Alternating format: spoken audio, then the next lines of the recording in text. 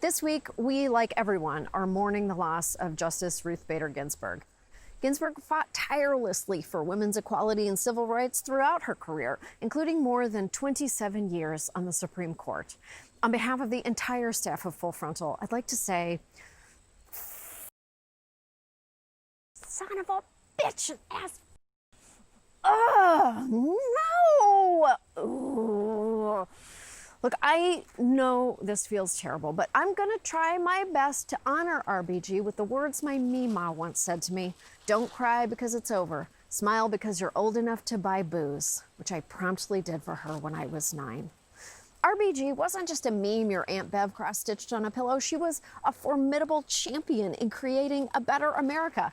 As a lawyer, she methodically challenged laws that perpetuated gender discrimination and convinced an all-male Supreme Court that the 14th Amendment's guarantee of equal protection applied to sex as well as race.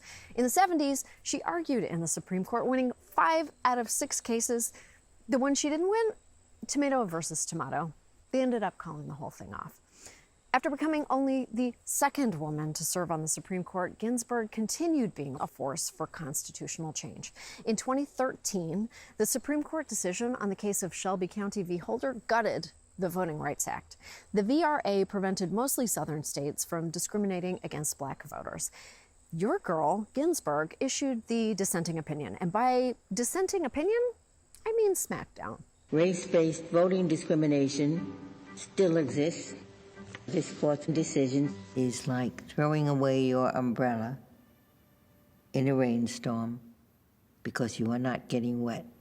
And then she threw her gavel and knocked Justice Kennedy the F out. Ginsburg's passing has left many of us feeling devastated, not only because of the loss of this incredible woman as a brilliant leader, fighter, and icon, but because of the threat it poses to American democracy itself. Senate Majority Leader and pagan shit Mitch McConnell is ready to confirm a new hyper-conservative justice, and that person will be making decisions that have a profound impact on people's lives, including reproductive rights, healthcare, LGBTQ rights, affirmative action, and voting rights. Not to mention, they could really f up the dynamic of the Supreme Court semi-pro hockey team. They take it extremely seriously. That's actually how Scalia died.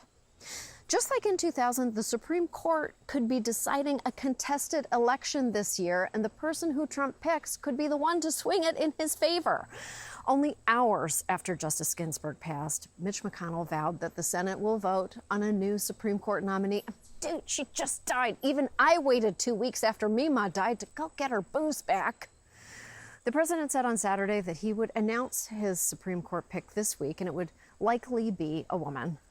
Just in case you don't understand what the word woman means, I would say that a woman would be in first place. So my sincerest apologies if he just nominates 2 cantaloupes and a MyPillow with a hole in it. Trump's Supreme Court shortlist includes conservative women like Judge Barbara Lagoa, who just 2 weeks ago helped block hundreds of thousands of former incarcerated people from voting in Florida, and Judge Amy Coney Barrett, whose middle name is a hot dog. That's the nicest thing we could say about a judge who has repeatedly ruled against abortion rights and, if appointed, would likely get rid of the Affordable Care Act.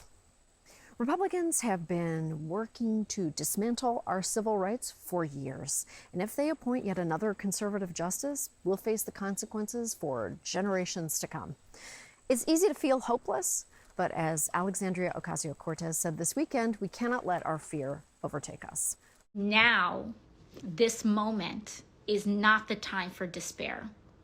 It is not the time for cynicism. The actual balance of our democracy rests in the actions that we choose to make. Vote to let our democracy live another day.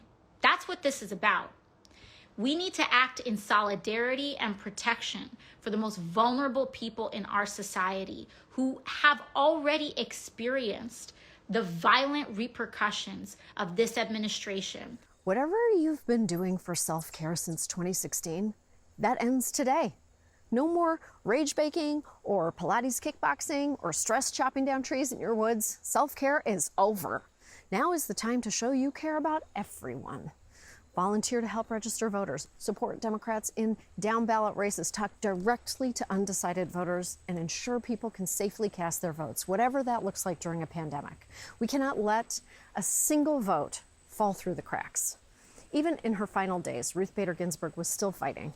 She did her job. Now it's time for us to do ours.